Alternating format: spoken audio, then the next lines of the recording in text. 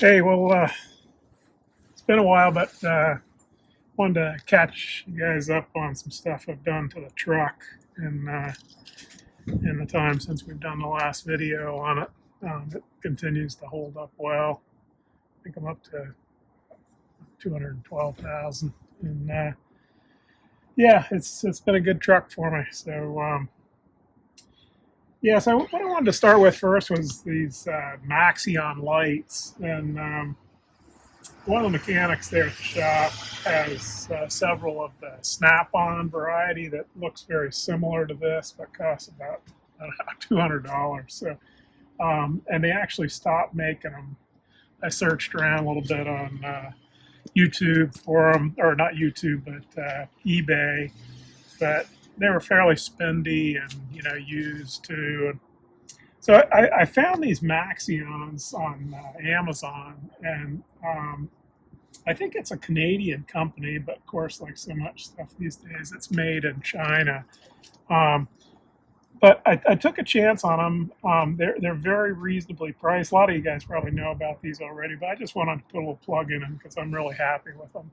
And I bought two of them, and they have them in multiples. And I mean, they were very cheap. It was under $50, if I remember right. And yeah, so it's got lights up on the top, and it starts off at low and goes to high. There are three different settings. I'm not going to shine on the camera because it's pretty bright. Um, but so far so good. I've had them probably about the best part of a year now, and it's a very strong magnet. It definitely stays put. It rotates well. I find I use it a lot like this, shining down in a hole, or inside a cover, shining down, lighting it up, and they last well, and I'm just really happy with them. So I would recommend them if you're looking for a light. And one of the things I like about them, when you turn them on, it has a light bar that shows the charge level going from left to right, so that's fully charged.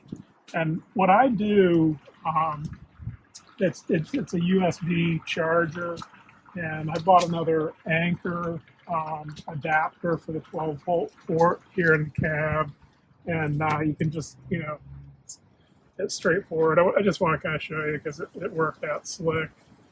Put a little angle on that.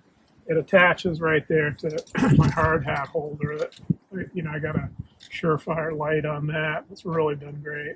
So anyhow, it just both of them can ride right there, charging if I need to, and it works really well. And like I said, the lights are good. I recommend them. They're inexpensive, and so it sounds like some people have had some troubles with them, but I've dropped them and got them wet and whatnot. And hey, they keep on picking so far. So if you're in the market for one, I'd recommend them. Something I've done here recently. Of course, we made a video a while ago on it, but I got an iPad, or I was gotten an iPad there through work, and I use a lot. It's for running the buncher. It's really terrific. In this day of tech, Avenza, the Avenza programs, and Onyx.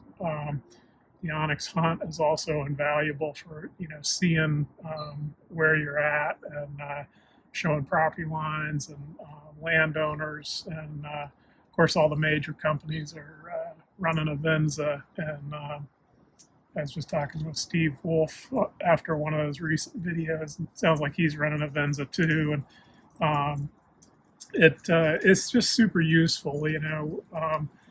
I get pre-work packets from the foresters that have an aerial photo, the actual unit map on contours, and then a LiDAR image as well. And both of those are geo-referenced, so they come up on Venza, and just super useful. So, in a video that we did about the, setting that up in the buncher, I got a RAM mount and set that up in the buncher, and it works really well.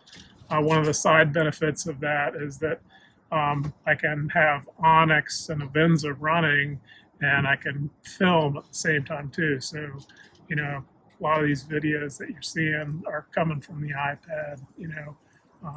So it's an added benefit. But I liked it so much, and I love these RAM mounts. So I went ahead and I got a RAM mount, and they call it a Tab-Tite. It's designed specifically for the iPad. And I set it up in the truck, and that's been really useful too. I oftentimes find myself, moving into a unit without having been there. And so Onyx is great for giving you, you can, zoom out and see the area location, and then zoom in, give yourself more detail. And then the unit maps on Avenza, they're geo-referenced, but they're fairly small. They concentrate on the unit at hand. So that doesn't really give you the connecting roads or the larger location. So the combination's great. And for having that in the truck, it's super too. A lot of you guys are running, are more tech savvy than I am, and are probably using different stuff for that. But for me, it's a great tool.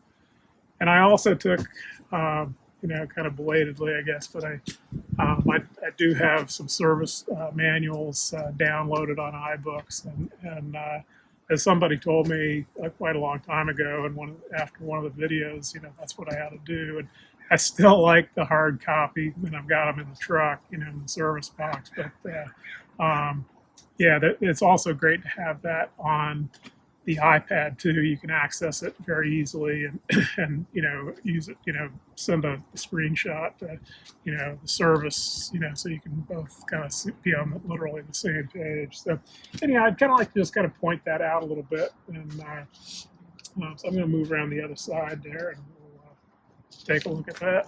Here we are in the cab, and it's interesting. Kind of like, if you want to call it real estate in the cab, is kind of in short supply, and so I had two cup holders and in the center console, and so what I did, I wanted to use this. It's the C ball RAM mount, and it's the long arm, and I wanted to use that because it gave me height enough to have the iPad there, but it wasn't too tall to get in the way of visibility. The door still opens here. And so what I did, I cut a circle out of 1/2-inch aluminum, to match the bottom of this cup holder. And that was actually fairly tricky to do by hand, but it came out really well. And then I through drilled that.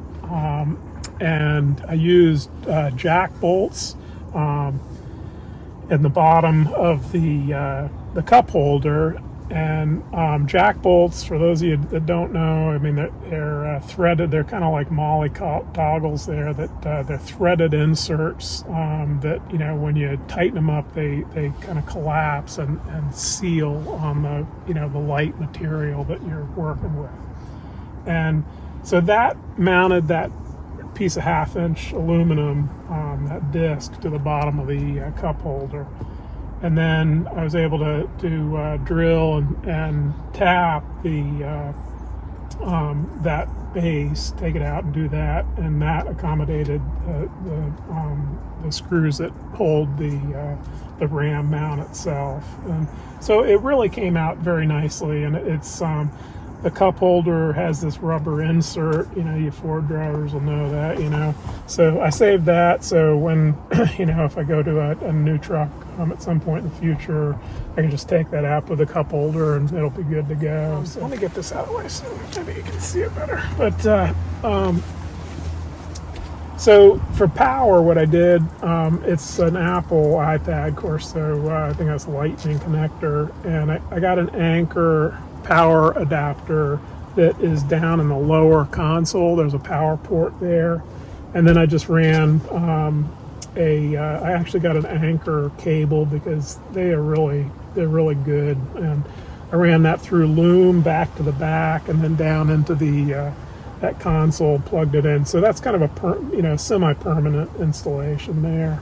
And yeah, I just want to kind of plug it in because it does work pretty slick.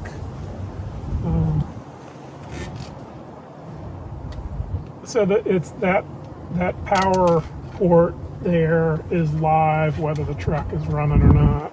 And, yeah, so there we go. It fires right up and good to go. So there's a LiDAR image there from a unit I'm headed to this coming week, and yeah, so it really, I'm happy with it. It doesn't it doesn't get in the way of my visibility. Everything works, and I can still have my coffee there, and yeah, so I recommended these. I think these RAM mounts are just terrific. For what they are, I think they're very reasonably priced, and they're so overbuilt. I just love it, and they're very handy. Just well thought out and well built and reasonably priced. So I recommend them. So yeah, there you have it on what's going on in the cab here these days.